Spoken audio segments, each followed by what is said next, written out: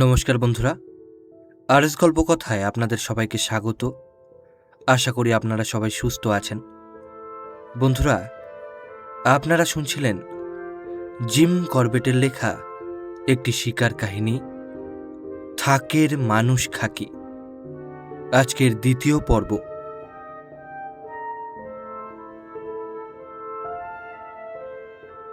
যে লোকগুলি এই দুর্ঘটনার সংবাদ আনে তারা বলে, যে দড়িটা দিয়ে মোষটি বাঁধা ছিল সেটা ছিঁড়ে খাদের নিচ থেকে মোষটাকে উপরে বয়ে নিয়ে যাওয়া হয়েছে। এটা সেই খাদ যেখানে আমি আর ম্যাকডোনাল্ড গত এপ্রিলে একটা বাঘিনীর পিছু নিয়ে গিয়েছিলাম। যেহেতু সেবার বাঘিনীটি তার মুড়ি খাদের কিছুটা উপরে বয়ে নিয়ে গিয়েছিল, আমি বোকার মতো সিদ্ধান্ত করলাম এবারও বাঘিনীটি সেই রকমই কিছু করবে। প্রাতরা সেরে আমি আর ইবটসন বেরোলাম মুড়িটা দেখার জন্যে, আর সন্ধেবেলা মুড়িটার ওপর বসার কোনো সম্ভাবনা আছে কিনা যাচাই করার জন্যে। যে খাদের মধ্যে মোষটি মারা পড়েছে সেটা প্রায় 50 গজ চওড়া, আর নিচে গভীর হয়ে মিশেছে পাহাড়ের পাদদেশের সঙ্গে। খাদটা 200 গজ মতো সোজা চলে গেছে, তারপর বেঁকে গেছে বাঁ দিকে। বাঘটার পরেই বাঁ দিকে একটা জায়গায় ঘন চারা গাছের ঠাস বুননি, আর তারপরেই একটা 100 ফুট ঘাসে ঢাকা ঢিবি। খাটটার মধ্যে চারা গাছগুলোর কাছে একটা ছোট্ট পুকুর মতো আছে। আমি এপ্রিল মাসে খাটটা বেয়ে বেশ কয়েকবার উঠেছি, কিন্তু চারা গাছের জঙ্গলটি বাঘের লুকোনোর সম্ভাব্য জায়গা বলে আমার কখনো মনে হয়নি। সেই জন্যেই মোড় নেওয়ার সময় আমার যত সতর্ক থাকা উচিত ছিল তা আমি ছিলাম না। ফলে পুকুরে জলপানরত বাঘিনীটাই আমাদের প্রথম দেখতে পায়। ওর পালাবার একটাই মাত্র নিরাপদ পথ ছিল, সেটাই ও ধরল। পথটা সোজা পাহাড়ের খাড়াই বেয়ে ঢিবিটার উপর দিয়ে দূরে শালবনে গিয়ে মিশেছে। পাহাড়ে চড়ার পক্ষে খাড়াইটা অত্যন্ত বেশি, তাই আমরা একটা সম্বরের চলার পথ ধরে খাটটার গা বেয়ে চললাম। এই পথটা অনুসরণ করেই আমরা এসে পৌঁছলাম ঢিবিটার উপর। বাঘিনীটা এখন একটা ত্রিভুজাকৃতি জঙ্গলের মধ্যে। তার একদিকে ঢিবিটা, একদিকে লাধিয়া, আর অন্যদিকে একটা গিরিশিখর, যার গা বেয়ে নামা কোনো জানোয়ারের পক্ষে সম্ভব নয়। জঙ্গলটার আয়তন বড় নয়, আর এর মধ্যে ছিল বেশ কয়েকটা হরিণ, যেগুলো মধ্যে মধ্যে ডেকে বাঘের গতিবিধি সম্বন্ধে আমাদের ওয়াকিবহাল রাখছিল। কিন্তু আমাদের দুর্ভাগ্য, জমিটায় গভীর সরু সব বৃষ্টির জলের নালা। এগুলোর মধ্যেই শেষে আমরা বাঘিনীর থাবার ছাপ হারিয়ে ফেললাম। আমরা তখনও মরিটা দেখিনি, তাই আমরা সেই সম্বর চলার পথ ধরেই আবার খাদে ফিরে গেলাম, আর মরিটাকে পেলাম চারা গাছগুলির মধ্যে লুকোনো অবস্থায়। এই চারা গাছগুলির গুড়ির ব্যাস 6 ইঞ্চি থেকে 1 ফুটের মধ্যে। মাচা বাঁধার পক্ষে এগুলো যথেষ্ট মজবুত নয়, তাই মাচা বাঁধার পরিকল্পনা আমাদের ত্যাগ করতে হলো। একটা শাবল দিয়ে অবশ্য পাহাড়ের গা থেকে একটা পাথর তুলে দিয়ে বসার জায়গা করা যেত, কিন্তু যেখানে মানুষ খেকো নিয়ে কারবার সেখানে তা না করাই ভালো। অথচ গুলি করার এরকম একটা সুযোগ ছেড়ে দিতেও আমাদের ঘোর অনিচ্ছা। তাই আমরা মরির কাছে ঘাসের মধ্যে লুকিয়ে থাকার কথা ভাবলাম, কারণ আমাদের আশা ছিল বাঘিনীটা অন্ধকার নামার আগেই ফিরে আসবে, আর ও আমাদের দেখার আগেই ওকে আমরা দেখতে পাব। কিন্তু এই পরিকল্পনার দুটো প্রধান অন্তরায় ছিল। এক, আমরা যদি গুলি চালাতে না পারি আর বাঘিনীটা যদি ওর মরির কাছে আমাদের দেখতে পায়, তাহলে গত 2 বারের মতো এবারও হয়তো সে মরিটা ছেড়ে চলে যাবে। 2, মরিটা আর ক্যাম্পের মধ্যের জায়গাটায় ঘন আগাছার জঙ্গল। আমরা অন্ধকারে এই জঙ্গলের মধ্যে দিয়ে যাওয়ার চেষ্টা করলে বাঘিনীটা ইচ্ছে মতো আমাদের বিপদে ফেলতে পারে। সেই জন্যে গভীর অনিচ্ছা সত্ত্বেও আমরা সে রাতের মতো মরিটা বাঘের কাছে রেখে যাওয়ায় স্থির করলাম। সব পরিকল্পনা আমাদের তোলা রইল পরদিন সকালের জন্যে। পরদিন সকালে ফিরে এসে দেখি বাঘিনী মরিটা তুলে নিয়ে গেছে। খাদের নিচ দিয়ে প্রায় ৩০০ গজ মতো সে গেছে পাথরের উপর পা দিয়ে দিয়ে। সেই জন্যে মরি টেনে নিয়ে যাওয়ার দাগ কোথাও নেই। মরিটা যেখান থেকে তোলা হয়েছে তার ৩০০ গজ দূরে একটা জায়গায় আমরা হতবুদ্ধি হয়ে দাঁড়িয়ে গেলাম।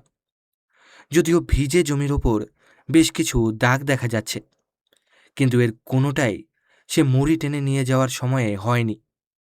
অবশেষে কয়েকবার জায়গাটা চক্কর মেরে আমরা সেই জায়গাটি খুঁজে পেলাম, যেখানে খাদ ছেড়ে বাঘিনীটি বাঁ দিকের পাহাড়ের ওপর উঠে গেছে। যে পাহাড়টার ওপর দিয়ে বাঘিনী তার মরি নিয়ে গেছে সেটা ফার্ন এবং সোনালি ডাঁটা গাছে ভর্তি। তাই বাঘিনীটাকে অনুসরণ করা কঠিন নয়, কিন্তু ওপরে ওঠা কঠিন, কারণ পাহাড়টার চড়াই খুব খাড়া। আর মধ্যে মধ্যেই আমাদের পথ ছেড়ে ঘুরে অন্যদিকে গিয়ে চিহ্ন খুঁজে নিতে হচ্ছিল। এই দুরূহ পথ প্রায় ১,০০০ ফুট ওঠার পর আমরা এসে পৌঁছলাম একটা সমতল ভূমিতে। তার বাঁ দিকে প্রায় ১ মাইল চওড়া একটা পাহাড়। সমতল জমিটার পাহাড়ের দিকটি ফাটা এবড়ো খেবড়ো, আর এই গর্তগুলির মধ্যে গজিয়ে উঠেছে নিবিড় শালবন। গাছগুলো ২ ফুট থেকে ৬ ফুট লম্বা। বাঘিনীটা মরি টেনে নিয়ে গেছে ওই নিবিড় শালবনের আশ্রয়ে। মরিটার গায়ে পা লাগা পর্যন্ত আমরা বুঝতে পারিনি কোথায় আছে ওটা। মোষটার যেটুকু অবশিষ্ট আছে সেটুকু দেখার জন্যে আমরা তাকিয়েছি। এমন সময়ে আমাদের ডান দিকে একটা চাপা গর্জন শোনা গেল। রাইফেল তুলে আমরা মিনিটখানেক অপেক্ষা করলাম। তারপর যেখান থেকে গর্জনটা এসেছে তার কিছু দূরে একটা ঝোপে নড়াচড়া দেখে আমরা চারা গাছগুলো ঠেলে ১০ গজ মতো এগিয়ে একটা ছোট পরিষ্কার মতো জায়গায় এলাম। এখানেই বাঘিনীটা নরম ঘাসের ওপর ঘুমিয়েছিল। ঘেঁষো জমিটার ওধারে পাহাড়টার আরও ২০ গজ মতো ওপরে একটা সমতল জায়গা। যে আওয়াজটা আমরা শুনেছিলাম সেটা এসেছিল ওই ঢাল থেকে। যত নিঃশব্দে সম্ভব ঢালটি বেয়ে উঠে আমরা সবে ৫০ গজ মতো চওড়া সমতল জমিটাতে পৌঁছেছি। এমন সময় বাঘিনীটা ঢালের ওদিক দিয়ে খাদের মধ্যে নেমে গেল। কিছু কালিজ আর একটি কাকার ত্রস্ত চিৎকার করে উঠল। ওকে অনুসরণ করা বৃথা, সেই জন্যে আমরা মরিটার কাছে ফিরে এলাম। মরিটা এখনও খাওয়ার মতো যথেষ্ট অবশিষ্ট আছে, তাই বসার মতো দুটো গাছ ঠিক করে আমরা ক্যাম্পে ফিরে এলাম। তাড়াতাড়ি দুপুরের খাওয়া সেরে নিয়ে আমরা মরির কাছে ফিরে গেলাম। রাইফেল থাকাতে কিছুটা কষ্ট করে আমরা আমাদের বাছাই করা গাছ দুটিতে উঠলাম। প্রায় ৫ ঘন্টা বসে রইলাম আমরা, কিন্তু কিছুই দেখতে বা শুনতে পেলাম না। সন্ধেবেলা আমরা গাছ থেকে নেমে এলাম। তারপর ফাটা অসমতল জমির ওপর দিয়ে হোঁচট খেতে খেতে আমরা খাটটার কাছে পৌঁছলাম। তখন অন্ধকার বেশ গাঢ় হয়ে উঠেছে।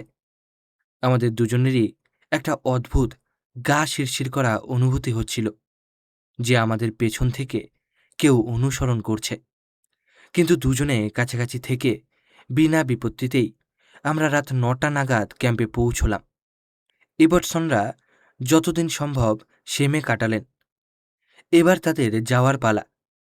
পরদিন খুব সকালে আশকোটে তাদের পূর্ব নির্ধারিত কাজের তাগিদে তারা তাদের ১২ দিনের পদযাত্রা আরম্ভ করলেন। যাওয়ার আগে এবারসন আমাকে দিয়ে প্রতিজ্ঞা করিয়ে নিলেন যে আমি কোনো মরি একা অনুসরণ করব না, বা সেমে আর ২-১ দিনের বেশি থেকে আরও বেশি করে নিজেদের জীবন বিপন্ন করব না। ইবারসন ও তার ৫০ জন লোকজনের চলে যাওয়ার পরে ঘন আগাছার জঙ্গলে ঘেরা আমাদের ক্যাম্পটিতে রইলাম শুধু আমি আর আমার ২ ভৃত্য। আমার কুলিরা ছিল গ্রামের সর্দারের বাড়ির একটি ঘরে, তাই সারাদিন ধরে আমি তাদের লাগিয়ে দিলাম ভেসে আসা কাঠ সংগ্রহের কাজে। এখানে এ কাঠ অজস্র পাওয়া যায়। এর কারণ আমি চেয়েছিলাম সারা রাত আগুন জ্বালিয়ে রাখতে। আগুন দেখে ভয় পেয়ে পালাবে না হয়তো বাঘিনীটা, কিন্তু সে যদি আমাদের তাঁবুর আশেপাশে রাতে ঘোরাঘুরি করে তাহলে আগুনের আলোয় তাকে দেখতে পাবো আমরা। যাই হোক, রাতে বড় করে আগুন জ্বালিয়ে রাখার সপক্ষে প্রয়োজন হলে আমাদের যুক্তি আছে, কারণ রাতগুলো এখন বেশ ঠান্ডা। সন্ধ্যের দিকে আমার লোকেরা নিরাপদে ক্যাম্পে ফিরে এলে বাঘিনীটা নদী পেরিয়েছে কিনা দেখার জন্যে একটা রাইফেল নিয়ে আমি লাথিয়ার দিকে গেলাম। আমি বালির উপর বেশ কিছু ছাপ দেখলাম, কিন্তু তার মধ্যে কোনোটাই নতুন নয়। সন্ধেবেলা যখন আমি ফিরলাম, তখন আমার ধারণা আরও দৃঢ় হলো যে বাঘিনীটা এখনো নদী পেরোয়নি, আমাদের দিকেই আছে। প্রায় 1 ঘন্টা পরে অন্ধকার তখন বেশ ঘনিয়ে এসেছে। হঠাৎ আমাদের তাঁবুর কাছে একটা কাকার ডাকতে শুরু করলো। তার ডাক সমানে চলল প্রায় আধ ঘন্টা ধরে। মোষ বাঁধার কাজটি, যার দায়িত্ব আগে ছিল ইবটসনের লোকদের ওপর, তার ভার এখন আমার লোকরাই নিল। পরদিন সকালে তারা যখন মোষগুলোকে আনতে গেল, তখন আমি তাদের সঙ্গে গেলাম। আমরা বেশ কয়েক মাইল হাঁটলাম, কিন্তু বাঘিনীর কোনো চিহ্ন আমার চোখে পড়ল না। প্রাতরাশ সেরে একটা ছিপ নিয়ে আমি 2টি নদী যেখানে মিলেছে সেখানে গেলাম। সেদিনটা আমার জীবনে সবচেয়ে ভালো একটা মাছ ধরার দিন। জায়গাটা বড় বড় মাছে ভর্তি। আমার হুইল বারে বারে ভেঙে গেলেও সেদিন মহাশোল মাছ যা মেরেছিলাম তা আমার ক্যাম্পকে খাওয়ানোর পক্ষে যথেষ্ট। আগের সন্ধ্যের মতোই আজও আমি লাথিয়া পেরোলাম। উদ্দেশ্য একটা পাথরের ওপর থেকে নদীর ডান পারে খোলা জায়গাটার ওপর নজর রাখা, লক্ষ্য করা কখন বাঘিনীটা নদী পেরোয়। 2টি নদীর সঙ্গমের জলোচ্ছ্বাসের আওয়াজ থেকে সরে আসতেই শুনলাম আমার বাঁ দিকের পাহাড় থেকে একটা সম্বর আর একটা হরিণের ডাক। পাথরটার কাছে এগোতেই দেখলাম বাঘিনীটার সদ্য ফেলা থাবার ছাপ। সেই ছাপ অনুসরণ করে ফিরে এসে দেখি যেখানে বাঘিনীটা হেঁটে নদী পেরিয়েছে সেখানকার পাথরগুলি তখনও ভিজে। মাছ ধরার সুতো শুকোবার জন্যে কয়েক মিনিট দেরি। 1 কাপ চায়ের প্রলোভনে কিছুটা সময় ব্যয়ের মূল্য দিতে হবে একটা মানুষের জীবন দিয়ে। কয়েক হাজার লোকের সপ্তাহের পর সপ্তাহ উদ্বেগের আর আমার দীর্ঘ পরিশ্রমের বিনিময়ে। কারণ আমি যদিও সেমে আরও 3 দিন ছিলাম, বাঘিনীটাকে গুলি করার আর কোনো সুযোগ আমি পাইনি। 7ই সকালে টনকপুরে যাওয়ার 20 মাইল হাঁটার প্রস্তুতি হিসেবে যখন আমি ক্যাম্প ভেঙে দিচ্ছিলাম, তখন আশপাশের গ্রাম থেকে লোকজন ভিড় করে এলো। তারা আমায় অনুরোধ করল আমি যেন তাদের মানুষ খেকোর খেয়াল খুশির ওপর ফেলে দিয়ে না চলে যাই। ওদের মতো অবস্থায় যারা পড়েছে তাদের যতটুকু উপদেশ দেওয়া যায় তা দিয়ে আমি যত তাড়াতাড়ি সম্ভব ফিরে আসার প্রতিশ্রুতি দিলাম তাদের। পরদিন সকালে টনকপুর থেকে আমি ট্রেন ধরলাম এবং 9ই নভেম্বর নৈনিতালে পৌঁছলাম। আমি ঠিক 1 মাস বাইরে ছিলাম। আমি 7ই নভেম্বর সেম ছেড়েছি, আর 12ই থাকে। মানুষ খেকুটির হাতে একটি মানুষ মারা পড়েছে। খবরটা আমি পেলাম হলদওয়ানির আঞ্চলিক বন বিভাগের অফিসারের মাধ্যমে। পাহাড়ের পাদদেশে আমাদের শীতকালীন গৃহে যাওয়ার কিছুদিনের মধ্যেই জোর কদমে হেঁটে 24শে সকালে সূর্যোদয়ের কিছু পরেই আমি চুকায় পৌঁছলাম। আমার ইচ্ছে ছিল চুকায় প্রাতরাশ সেরে থাকে চলে যাব আর থাক গ্রামটিকেই আমার প্রধান কর্মকেন্দ্র করব। কিন্তু থাকের মোড়লকে, যাকে আমি পেলাম চুকায়, আমায় বলল যে 12ই লোকটি মারা পড়ার পরই প্রতিটি নরনারী শিশু থাক ছেড়ে চলে গিয়েছে। আমি যদি থাকে ক্যাম্প ফেলতে চাই তাহলে আমি হয়তো নিজের প্রাণ বাঁচাতে পারব, কিন্তু আমার সঙ্গের লোকজনদের জীবন রক্ষা আমি করতে পারব না। খুবই যুক্তিসঙ্গত কথা। আমি লোকজন পৌঁছানোর জন্যে অপেক্ষা করতে করতেই মোড়ল আমার ক্যাম্প করার একটা জায়গা বাছাই করতে সাহায্য করল। এমন একটা জায়গা নেওয়া হলো যেখানে আমার লোকজন মোটামুটি নিরাপদ থাকবে। আমিও জঙ্গল কাটতে যে হাজার হাজার লোকের ভিড় হচ্ছে তার বাইরে একটু নিরিবিলি থাকতে পারব। মরিটা সম্বন্ধে বিভাগের আঞ্চলিক অফিসারের তার পাওয়ার সঙ্গে সঙ্গে আমি টনকপুরের তহসিলদারকে তার যুগে চুকায় 3টি কচি মোষ পাঠানোর নির্দেশ দিয়েছিলাম। আমার অনুরোধ অনুযায়ী খুব তৎপরতার সঙ্গে কাজ করা হয়েছিল। আমি পৌঁছানোর আগের দিন সন্ধেবেলায় 3টি জানোয়ার চুকায় পৌঁছে গিয়েছিল। প্রাতরাশ সেরে আমি একটি মোষ নিয়ে থাকের দিকে রওনা হয়ে গেলাম। উদ্দেশ্য ছিল 12ই লোকটা যেখানে মারা পড়েছে মোষটা সেখানে বেঁধে দেওয়া। মোড়ল আমাকে সেদিনকার ঘটনার একটা নিখুঁত বর্ণনা দিয়েছিল, কারণ সে নিজেই প্রায় মরতে বসেছিল বাঘিনীর হাতে। মনে হলো সেদিন বিকেল নাগাদ ওর 10 বছর বয়সী নাতনিকে নিয়ে বাড়ি থেকে 60 গজ মতো দূরে একটা ক্ষেতে ও আদা তুলতে গিয়েছিল। এই ক্ষেতটা আয়তনে 1.5 বিঘার মতন হবে, আর 3 দিক জঙ্গলে ঘেরা। বেশ খাড়া একটা পাহাড়ের ঢালের ওপর অবস্থিত হওয়ায় ক্ষেতটা মোড়লের বাড়ি থেকে দেখা যায়। বৃদ্ধ এবং তার নাতনি বেশ কিছুক্ষণ কাজ করার পরে ওর স্ত্রী, যে বাড়ির উঠোনে ধান কুটছিল, খুব উত্তেজিত গলায় চিৎকার করে ওকে জিজ্ঞাসা করে, ও কি কালা? ও কি শুনতে পাচ্ছে না ওর উপরের জঙ্গলে ময়ূর এবং অন্যান্য পাখিরা কিচিরমিচির শুরু করেছে? সৌভাগ্যক্রমে ও খুব তৎপরতার সঙ্গেই কাজ করেছিল। কোদাল ফেলে শিশুটির হাত ধরে ও বাড়ির দিকে দৌড় দেয়। ওর স্ত্রীর চিৎকার সমানেই চলে, আর সে বলতে থাকে ক্ষেতের উপর দিকটায় ঝোপের মধ্যে ও লাল কোনো একটা জানোয়ার দেখতে পাচ্ছে। এর আধ ঘন্টা পরে মোড়লের বাড়ি থেকে 300 গজ দূরে একটা মাঠে গাছের ডাল কাটতে কাটতেই লোকটি বাঘিনীটার হাতে মারা পড়ে। মোড়লের বর্ণনা শোনার পর সেই গাছটা খুঁজে বার করতে আমার কোনো অসুবিধে হলো না। ওটা ছিল দুটো ধাপ কাটা ক্ষেতের মধ্যেকার 3 ফুট উঁচু আলের ওপর গজিয়ে ওঠা গাঁটওয়ালা ছোট্ট গাছ। বছরের পর বছর এর পাতা কেটে গরু মোষদের খাওয়ানো হয়। যে মানুষটি মারা পড়েছিল সে গুড়ির ওপর দাঁড়িয়ে একটা ডাল ধরে আরেকটা ডাল কাটছিল যখন বাঘিনীটা পেছন দিক থেকে আসে, ডাল থেকে ওর হাতটা টেনে ছাড়িয়ে নেয়, তারপর ওকে মেরে ফেলে টেনে নিয়ে যায় ক্ষেতের সীমানা বরাবর ঘন ঝোপঝাড়ের মধ্যে। থাক গ্রামটি বর্তমান জমিদারদের পূর্বপুরুষদের উপহার দেন চাঁদ রাজারা, যারা গুর্খা দখলের আগে বহু শত বছর ধরে কুমায়ুনে রাজত্ব করেন। এই উপহারটি দেওয়া হয় পূর্ণগিরির মন্দিরে তাদের কাজের বিনিময়ে। চাঁদ রাজাদের প্রতিশ্রুতি যে থাক এবং অন্য 2টি গ্রামের সব জমি সর্বসময়ের জন্যে খাজনামুক্ত থাকবে, তার সম্মান ইংরেজ সরকার 100 বছর ধরে রেখেছিল। কয়েকটা কুঁড়ে ঘরের সমষ্টি থেকে কালক্রমে গ্রামটি একটি বেশ সমৃদ্ধ জনপদ হিসেবে গড়ে উঠেছে। এখন এখানে বেশ টালি ছাওয়া পাকা বাড়ি দেখা যায়। তার কারণ এখানকার জমি শুধু উর্বর নয়, মন্দিরগুলি থেকে আয়ও এখানে যথেষ্ট। কুমায়ুনের অন্যান্য গ্রামের মতোই থাক তার 100 বছরের জীবনে অনেক ওঠাপড়ার মধ্যে দিয়ে গিয়েছে, কিন্তু এর দীর্ঘ ইতিহাসে গ্রাম এরকম ফাঁকা হয়ে যাওয়ার নজির বোধহয় আর নেই। আমি এর আগে যে কয়েকবার এসেছি প্রতিবারেই গ্রামের কর্মব্যস্ত চেহারাই দেখেছি, কিন্তু আজ বিকেলে যখন আমি বাচ্চা মুষ্টি সঙ্গে নিয়ে গ্রামে গেলাম তখন দেখলাম চারিদিক নিস্তব্ধ।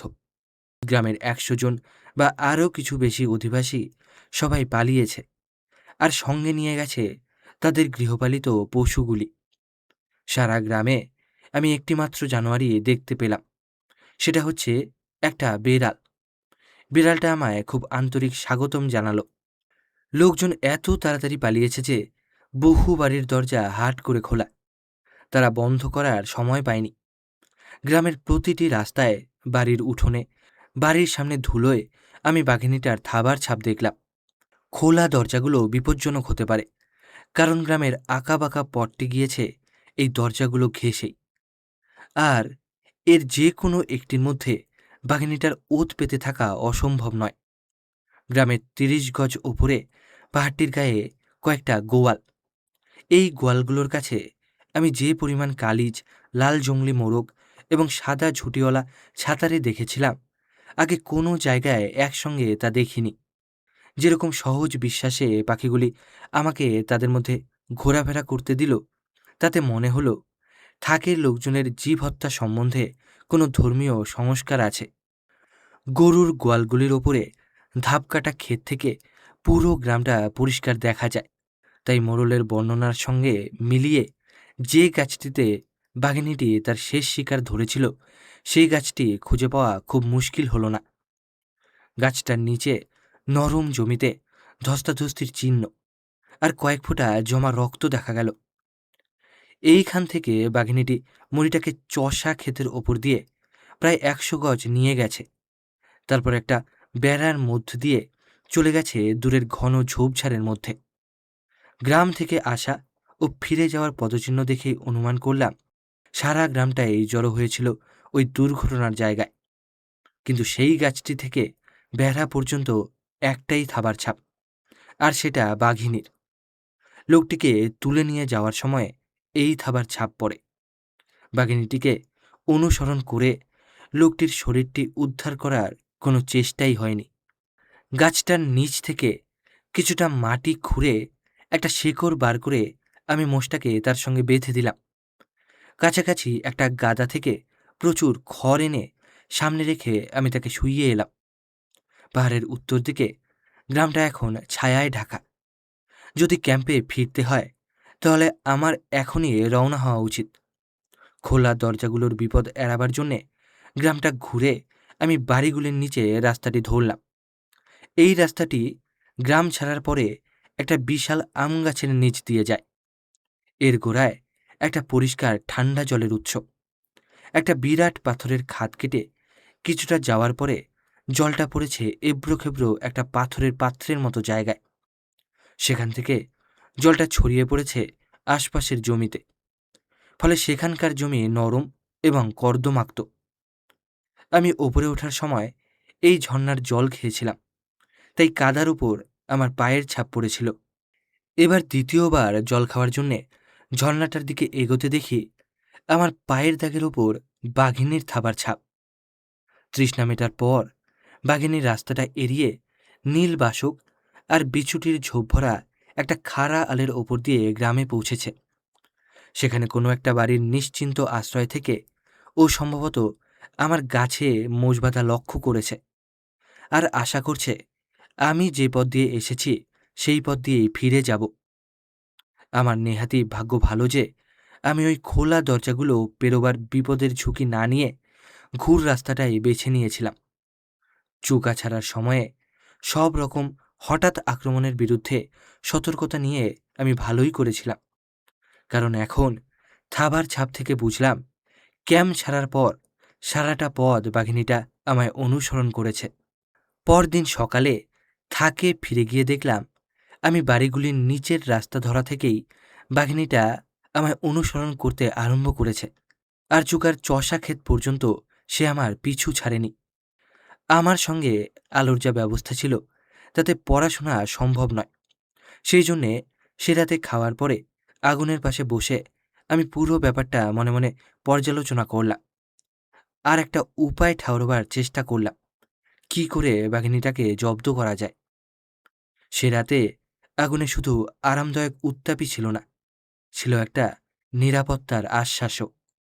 22-এ বাড়ি ছাড়ার সময়ে আমি কথা দিয়ে এসেছিলাম যে আমি 10 দিনের মধ্যেই ফিরব, আর এটাই হবে মানুষখেকো শিকারে আমার শেষ অভিযান।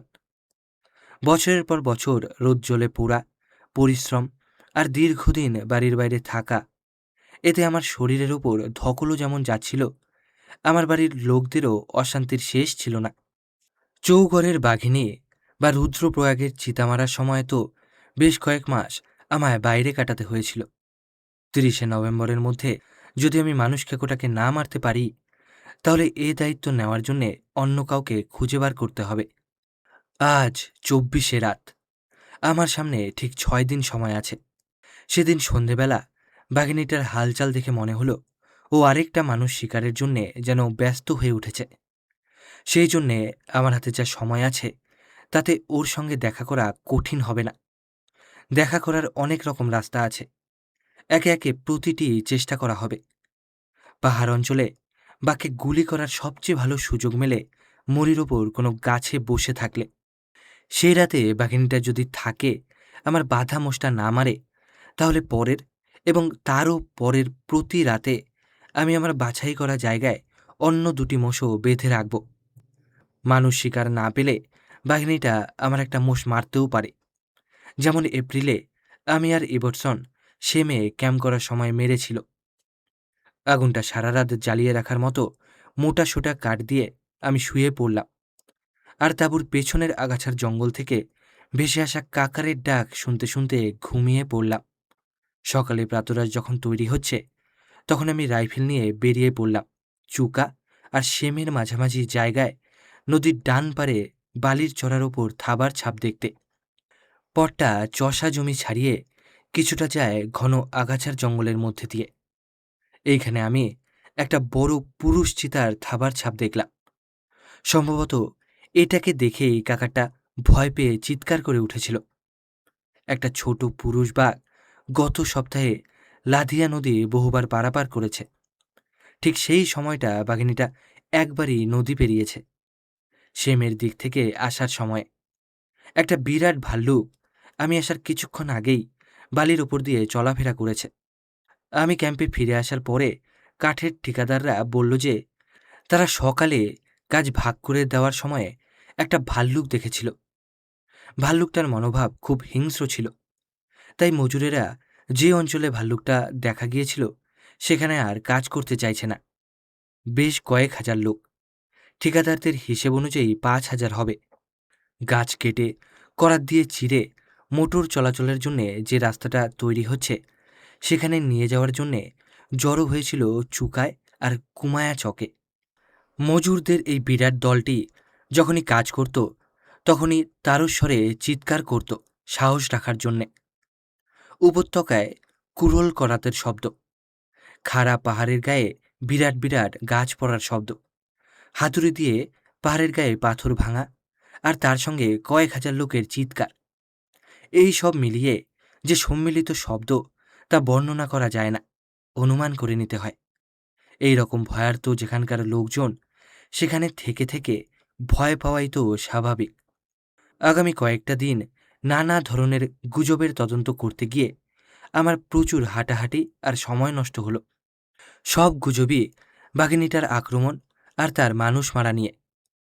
অবাক হবার কিছু নেই, কারণ বাঘিনীটার সম্বন্ধে সন্ত্রাস শুধু লাধিয়া উপত্যকাতেই সীমাবদ্ধ এমন নয়। সারদা পেরিয়ে কালধুঙ্গা হয়ে একেবারে গিরিখাত পর্যন্ত চলে গেছে। এই পুরো জায়গাটার আয়তন হবে প্রায় 50 বর্গমাইল, যেখানে কাজ করছে অতিরিক্ত আরও প্রায় 10,000 লোক।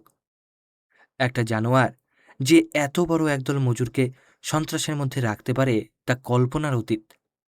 সন্ত্রাস শুধু মজুরদের মধ্যেই নয়, এছাড়াও আছে আশপাশের গ্রামবাসীরা, শয়ে শয়ে লোক যারা মজুরদের জন্যে খাবার নিয়ে আসে, অথবা যারা পাহাড়ের ফলমূল যেমন কমলা লেবু, যা 12 আনায় 100 কিনতে পাওয়া যায়, কাঠবাদাম, লঙ্কা এইসব নিয়ে টনকপুরের বাজারে যায়।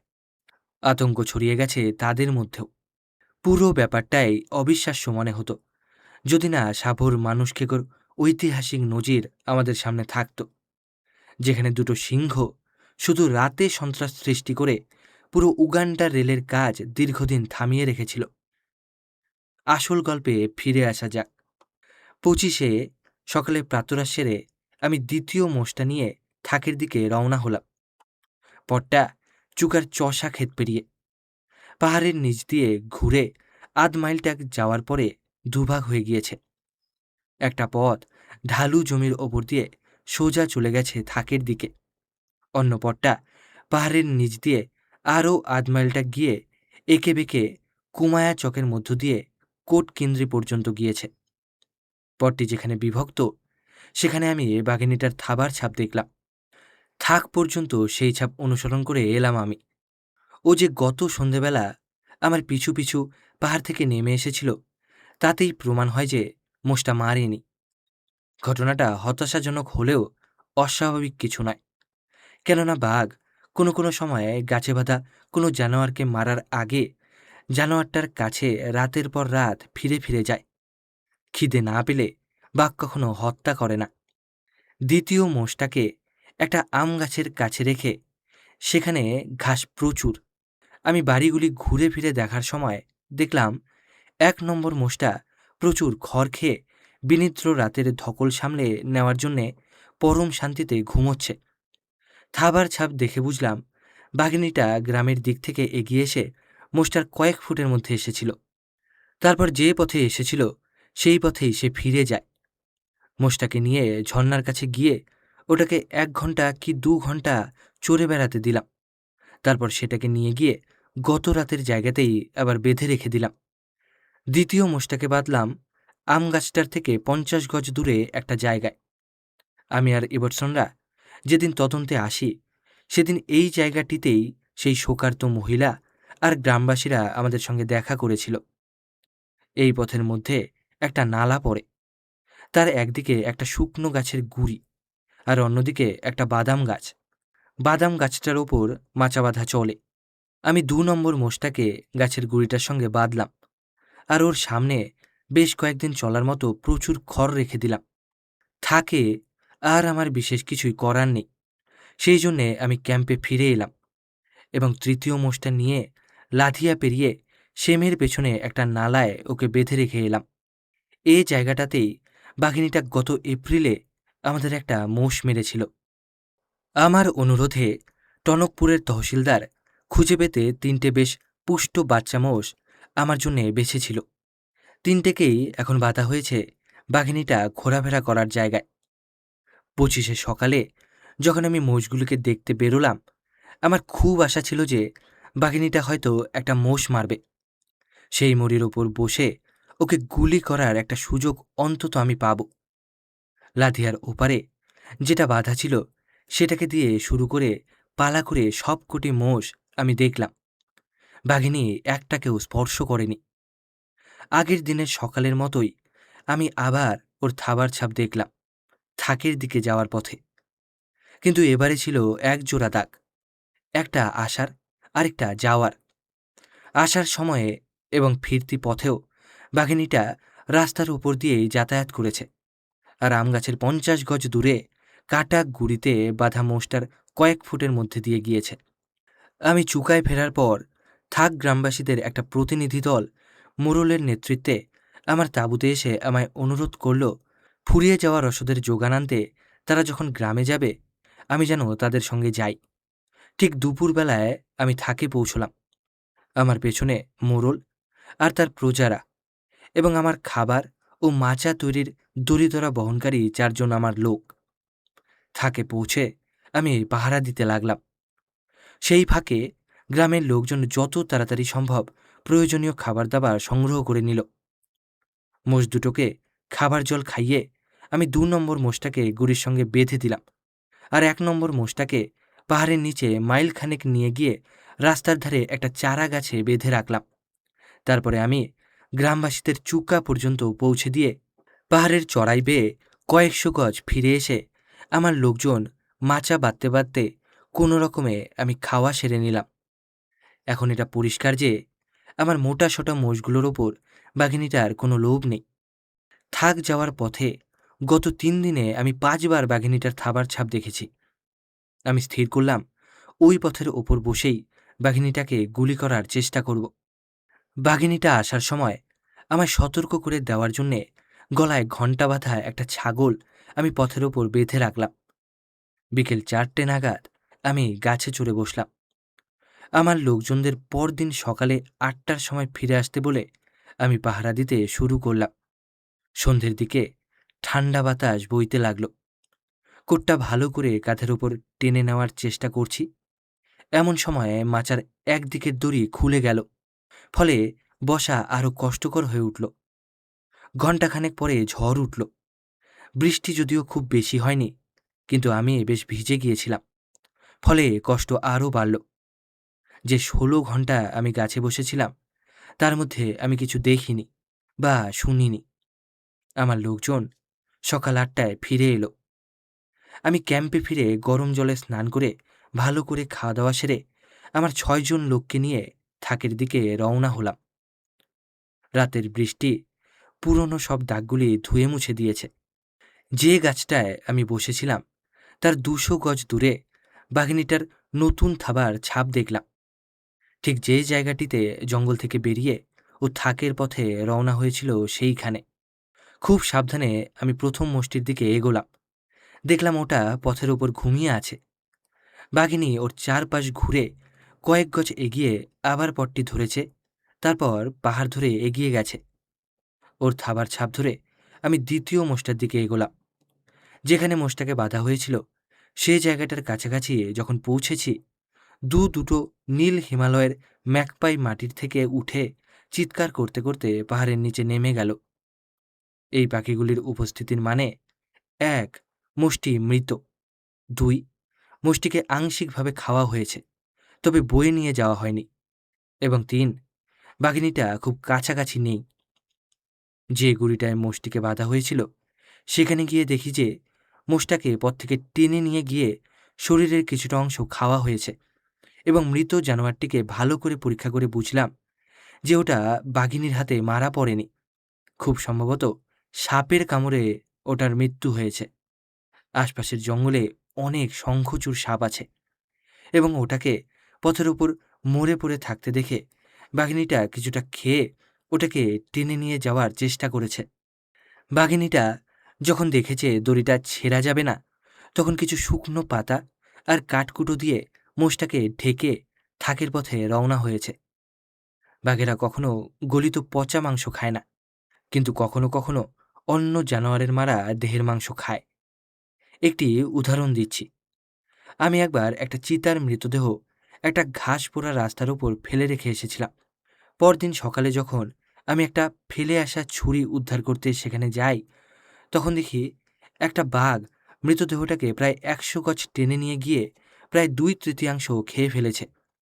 চুকার থেকে ওপরে ওঠার সময় আমি গত রাতে বসা মাচাটা ভেঙে দিয়ে এসেছিলাম। দুজন লোক বাদাম গাছটায় উঠল আমার মাচা তৈরির জন্যে। অবশ্য গাছটা মাচার পক্ষে যথেষ্ট বড় ছিল না। অন্য ৪ জন ঝর্ণার কাছে গেল চা তৈরির মতো ১ কেটলি জল আনার জন্যে। বিকেল ৪টার মধ্যে আমি চা বিস্কুট দিয়ে হালকা খাবার খেয়ে নিলাম। এই খেয়েই আমায় থাকতে হবে পরদিন পর্যন্ত। আমার লোকজন থাকেই কোনো একটা বাড়িতে থাকার জন্যে আমার অনুমতি চেয়েছিল, কিন্তু সে অনুরোধে রাজি না হয়ে আমি ওদের ক্যাম্পে ফেরত পাঠিয়ে দিলাম। ক্যাম্পে ফেরার পথে ওদের বিপদের আশঙ্কা আছে, কিন্তু থাকে কোনো বাড়িতে রাত কাটালে যে বিপদ হতে পারে এটা তার তুলনায় কিছুই নয়। গাছে আমার বসার জায়গাটি দুটো সোজা ডালের সঙ্গে দড়ির কয়েকটা পাক দিয়ে তৈরি, নিচে আরও কয়েকটা দড়ি পেঁচানো, যার উপর আমি পা রাখতে পারি। আরাম করে বসার পর আমার আশপাশের কয়েকটা ডাল টেনে এনে একটা সরু দড়ি দিয়ে বেঁধে দিলাম। একটু ফাঁক রাখলাম যেখান দিয়ে লক্ষ্য করে আমি গুলি করতে পারি। অল্পক্ষণের মধ্যেই আমার গুপ্ত স্থানটির পরীক্ষা হয়ে গেল, কারণ আমার লোকজন চলে যাওয়ার পরেই ম্যাকপাই দুটি ফিরে এলো। তারপর অন্যদের ডাকাডাকি করতে লাগলো। শেষ পর্যন্ত ৯টি পাখি সন্ধে পর্যন্ত মরিটা ঠুকরে ঠুকরে খেল। পাখিগুলো থাকাতে আমি একটু ঘুমিয়ে নেওয়ার সুযোগ পেলাম, কারণ বাঘিনী এদিকে এগোলে ওরা আমায় সাবধান করে দেবে। পাখিগুলি চলে যাওয়ার সঙ্গে সঙ্গে শুরু হলো আমার রাতের পাহারা। নেপাল পাহাড়ের পেছন থেকে চতুর্দশীর চাঁদ উঠে যখন চারিদিকের পর্বতশ্রেণী আলোয় ভাসিয়ে দিল, তখনও কিন্তু গুলি করার মতো যথেষ্ট দিনের আলো আছে। গত রাতের বৃষ্টিতে সব ধুলো ধোয়া মুছে গিয়ে চারিদিক ঝকঝকে তকতকে হয়ে গিয়েছিল, এবং চাঁদ ওঠার কয়েক মিনিট পর আলো এত উজ্জ্বল হয়ে উঠল যে আমি ১৫০ গজ দূরে একটা গম খেতে একটা সম্বর আর তার বাচ্চাকে পরিষ্কার খেতে দেখলাম। মরা মোষটা আমার সামনে থেকে প্রায় ২০ গজ দূরে, আর যে পথটা দিয়ে বাঘিনী আসবে বলে আমি আশা করছিলাম সেটার দূরত্ব ২-৩ গজের কম। এই দূরত্ব থেকে গুলি করা খুব সহজ হবে। বাঘিনীটা আমার লক্ষ্যভ্রষ্ট হওয়ার কোনো আশঙ্কাই নেই। কিন্তু সবই হবে বাঘিনীটা যদি আসে। ওর না আসার কিন্তু কোনো কারণ নেই। চাঁদ ওঠার পর ঘণ্টা ২ কেটে গেছে। সম্বরটা আমার গাছের ৫০ গজের মধ্যে এসে গেছে। এমন সময় গ্রামের ঠিক ওপরের পাহাড়টিতে একটা কাকার ডাকতে শুরু করল। কাকারটা কয়েক মিনিট ডেকেছে। এমন সময়ে গ্রামের দিক থেকে টানা চিৎকার ভেসে এলো। চিৎকারটার সঠিক বর্ণনা আমি করতে পারবো না, কিন্তু আর আর আর একটা আওয়াজ ক্রমেই দীর্ঘতর হলে যেমন হয়, আওয়াজটা অনেকটা সেই রকম। চিৎকারটা এত অপ্রত্যাশিত আর এত হঠাৎ হয়েছে যে আমি গাছ থেকে নেমে গ্রামের দিকে দৌড়বার জন্যে নিজের অজান্তেই উঠে দাঁড়িয়েছি। আমার মাথায় বিদ্যুতের মতো খেলে গেল মানুষকে নিশ্চয় আমার কোনো লোককে মারছে। কিন্তু তার পরের মুহূর্তে এক ঝলকে আমার মনে পড়ে গেল, ওরা যখন আমার গাছের নিচ দিয়ে যায় তখন একে একে আমি ওদের সবাইকে গুনে নিয়েছিলাম। ওরা আমার একত্রে থাকার নির্দেশ ঠিকমতো মানছে কিনা দেখার জন্যে দৃষ্টির বাইরে চলে যাওয়া পর্যন্ত ওদের উপর নজর রেখেছিলাম। চিৎকারটা কোনো বিপন্ন মানুষের ভয়ার্ত চিৎকার, কিন্তু যুক্তি দিয়ে আমি বুঝতে পারলাম না একটা জনমানবহীন গ্রাম থেকে কিভাবে এ ধরনের চিৎকার আসতে পারে। এটা আমার কল্পনা নয়, কারণ কাকারটা চিৎকার শুনেই হঠাৎ ওর ডাক থামিয়ে দিয়েছিল। সম্মরটা বাচ্চা নিয়ে মাঠের মধ্যে দিয়ে দৌড়ে পালিয়েছিল। দুদিন আগে লোকজনদের গ্রামে পৌঁছে দেওয়ার সময়ে আমি বলেছিলাম তাদের বিশ্বাস তো খুব বেশি, এরকম দরজা জানলা হাট করে খোলা বাড়িতে সবকিছু ফেলে রেখে যাওয়া তো সহজ নয়। এর উত্তরে মোড়ল বলেছিল তাদের গ্রামে বছরের পর বছর যদি কোনো লোক না থাকে তাহলেও তাদের ধন সম্পত্তি নিরাপদেই থাকবে, কারণ তারা পূর্ণগিরির পুরোহিত। তাদের উপর চুরি ডাকাতি করার কথা কেউ স্বপ্নেও ভাবতে পারবে না। সে আরও বলেছিল যদি রক্ষীর কোনো প্রয়োজন থাকে তাহলে বাঘিনীটা যতদিন বেঁচে আছে সেই ওদের সম্পত্তি 100টা রক্ষীর থেকেও ভালো পাহারা দেবে, কারণ বাঘিনী থাকাতে আশপাশের গভীর জঙ্গলের মধ্যে দিয়ে কোনো কারণেই কেউ গ্রামের দিকে আসার সাহস পাবে না। অবশ্য ওদের যেমন পৌঁছে দিয়েছি তেমনি আমি যদি তাদের সঙ্গে থাকি সে আলাদা কথা। চিৎকারটা আর ফিরে এলো না। আমার আর কিছুই করার ছিল না, তাই দড়ির ওপর আসনে আবার বসলাম। রাত 10টায় একটা কাকার, যে ক্ষেতের নিচের দিকে কচি গম খাচ্ছিল, হঠাৎ ডাকতে ডাকতে পালিয়ে গেল। ঠিক তার মিনিট খানেক পরেই দুবার বাঘিনীটার গর্জন শোনা গেল। ও এখন গ্রাম ছেড়ে চলতে শুরু করেছে। ওর যদি মোষটাকে আরেকবার খাওয়ার ইচ্ছে নাও থাকে তাহলেও যে পথে গত কয়েকদিন প্রতিদিন অন্তত 2বার করে যাতায়াত করেছে সেই পথ দিয়ে ও আসতেও পারে। ট্রিগারে আঙুল রেখে তীক্ষ্ণ দৃষ্টিতে পথটির দিকে তাকিয়ে আমি দিনের আলো জ্যোৎস্না ডুবিয়ে দেওয়া পর্যন্ত অপেক্ষা করলাম। সূর্য ওঠার ঘণ্টাখানেক পরে আমার লোকজন ফিরে এলো। আমার কথা ভেবেই ওরা এক বোঝা জ্বালানি কাঠ নিয়ে এসেছিল, তাই ঘণ্টাখানেকের মধ্যেই আমি বসলাম হাতে ধুমায়িত এক কাপ চা নিয়ে। বাঘিনীটা আমাদের আশপাশের ঝোপেও ওত পেতে থাকতে পারে, আবার এমনও হতে পারে যে ও বহু মাইল দূরে চলে গেছে, কারণ রাত 10টায় ওর গর্জন শোনার পর জঙ্গল ছিল নিস্তব্ধ। ক্যাম্পে ফিরে এসে দেখি আমার তাঁবুর কাছে কয়েকজন লোক বসে আছে। এদের মধ্যে কেউ কেউ এসেছে গত রাতে ভাগ্যদেবী আমার উপর কতটা সদয় ছিলেন দেখার জন্যে। অন্যরা আমাকে খবর দিতে এসেছে যে বাঘিনীটা পাহাড়ের পাদদেশে সূর্যাস্ত থেকে সূর্যোদয়ের কিছু আগে পর্যন্ত সমানে গর্জন করেছে। জঙ্গলে এবং মাল পাঠানোর নতুন রাস্তায় কর্মরত মজুরেরা প্রচণ্ড ভয় পেয়ে কাজ বন্ধ করেছে। বাঘিনীটার সম্বন্ধে আমার লোকজন আগেই আমায় বলেছিল কিভাবে চুকার আশেপাশে ক্যাম্প করে থাকা হাজার হাজার লোকের সঙ্গে তারা সারা রাত বসে আগুন জ্বালিয়ে রেখেছিল। আমার তাঁবুর কাছে যারা জড়ো হয়েছিল তার মধ্যে ছিল থাকের মোড়ল। সবাই চলে গেলে আমি তাকে মাসের 12 তারিখে থাকে যে দুর্ঘটনা ঘটেছে সেই সম্বন্ধে জিজ্ঞাসা করলাম। এই দুর্ঘটনায় মানুষখেকোর শিকার হতে হতে সে কোনো রকমে বেঁচে গেছে। আরেকবার মোড়ল আমাকে সবিস্তারে বলল কিভাবে আদা খুঁড়তে ও নাতনিকে নিয়ে খেতে গিয়েছিল, কিভাবে স্ত্রীর চিৎকার শুনে ওর নাতনির হাত ধরে দৌড়ে বাড়ি চলে আসে, সেখানে কান খোলা না রেখে নিজের ওর নাতনির জীবন বিপন্ন করার জন্যে কিভাবে ওর স্ত্রী ওকে ভর্ৎসনা করে।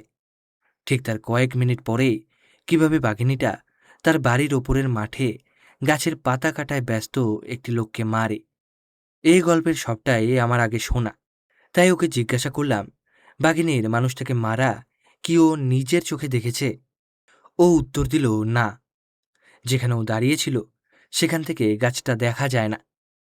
আমি তখন ওকে জিজ্ঞাসা করলাম ও কি করে বুঝল মানুষটা সত্যি মারা পড়েছে। ওর উত্তর হলো ও আওয়াজ শুনে অনুমান করেছিল। আমার আরও প্রশ্নের জবাবে ও বলল লোকটা সাহায্যের জন্যে কাউকে ডাকেনি, শুধু চিৎকার করে উঠেছিল। যখন প্রশ্ন করলাম লোকটি একবার চিৎকার করেছিল, ও বলল না, লোকটা চিৎকার করেছিল 3বার। এবার সে নিজেই গলার স্বর নকল করে দেখিয়ে দিল। লোকটা কিভাবে চিৎকার করেছিল। আমি গত রাত্রে যে চিৎকার শুনেছিলাম এটা তারই এক অভ্যস্ত দুর্বল সংস্করণ। আমি তখন মোড়লকে বললাম গত রাতে আমি কি শুনেছিলাম, আর জিজ্ঞাসা করলাম ঘটনাচক্রে কারো কি গ্রামে ফেরার কোনো সম্ভাবনা আছে। ও খুব জোর দিয়ে বলল, না, সে সম্ভাবনা নেই। যাওয়ার দুটো মাত্রই রাস্তা আছে। যে সব গ্রামের মধ্যে দিয়ে রাস্তা দুটি গিয়েছে সেখানকার প্রতিটি নরনারী শিশু জানে যে থাক গ্রামে কোনো জনমানবের বাস নেই, এবং তার কারণ কি তাও ওরা জানে। সারা জেলায় একথা কারো অজানা নয় যে থাকের কাছে যাওয়া দিনের আলোতেও বিপজ্জনক। তাই গত রাতে 8টার সময় কারো গ্রামে যাওয়া একেবারেই অসম্ভব। যখন ওকে প্রশ্ন করা হলো যে একটা পরিত্যক্ত গ্রাম থেকে এরকম একটা চিৎকার কী কারণে আসতে পারে, আর গ্রামে যে কোনো জনপ্রাণী নেই সেই ব্যাপারে ও নিশ্চিত, তখন ও বলল এর কোনো সদুত্তর ওর জানা নেই। আমার অবস্থাও মোড়লের থেকে কোনো অংশে ভালো নয়, তাই ধরেই নিতে হবে যে সেই বিপন্ন কণ্ঠের পরিষ্কার আর্ত চিৎকার আমি, কাকারটা বা সম্বরটা শুনিনি। মোড়ল শুদ্ধ আমার সব অতিথিরা চলে যাওয়ার পর আমি যখন প্রাতরাশ সারছি, তখন আমার ভৃত্য আমায় খবর দিল গতকাল সন্ধেবেলা সিম গ্রামের মোড়ল আমার কাছে এসেছিল। সে আমার জন্যে খবর রেখে গেছে যে যে কুঁড়ে ঘরের কাছে ওর মা মারা পড়ে তারই পাশে একটা মাঠে ঘাস কাটার সময় ওর স্ত্রী জমিতে রক্তের দাগ দেখতে পেয়েছে। ও আমার জন্যে সকালবেলা লাধিয়ার পারাপার করার জায়গায় অপেক্ষা করবে। সুতরাং প্রাতরাশ সেরেই আমি রক্তের দাগ সম্বন্ধে খোঁজ খবর করার জন্যে বেরিয়ে পড়লাম।